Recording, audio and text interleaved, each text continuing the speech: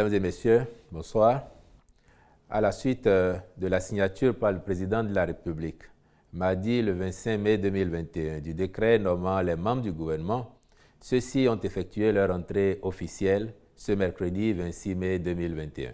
La séance a essentiellement consisté en une prise de contact au cours de laquelle le président de la République a donné des orientations très claires sur ce qu'il attend des membres du gouvernement. Ainsi, après les vœux de bienvenue aux uns et aux autres, il les a félicités pour le travail accompli, s'agissant notamment des anciens ministres reconduits dans leurs fonctions. Il a salué la confiance que le peuple place en chacun des ministres à travers la délégation de pouvoir qu'il leur donne. À cet effet, le chef de l'État a rappelé que la salle du Conseil des ministres est le lieu consacré pour prendre des décisions importantes visant à impacter qualitativement la vie de nos compatriotes.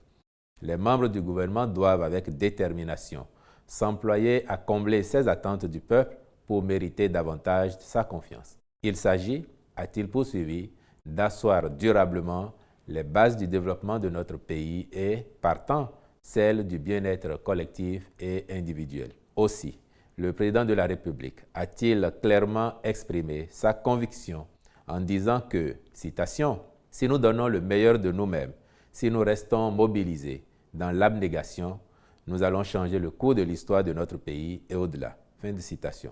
Nous ferons en sorte de démontrer, a-t-il poursuivi, que le sous-développement n'est pas une fatalité, car sa perpétuation est principalement due aux élites qui gouvernent. Si celles-ci prennent réellement conscience de leurs responsabilités et s'engagent à inverser la courbe, elles le peuvent. Pour ce faire, le sérieux, la rigueur et une volonté à toute épreuve sont indispensables, a-t-il prescrit, exhortant les uns et les autres à veiller en permanence à ce que les intérêts individuels ne l'emportent jamais sur l'intérêt collectif. Car, a-t-il justifié, le pays attend de nous notre volonté inébranlable de prendre en charge les enjeux de développement qui constituent les défis à relever. C'est cela qui va déterminer notre succès collectif.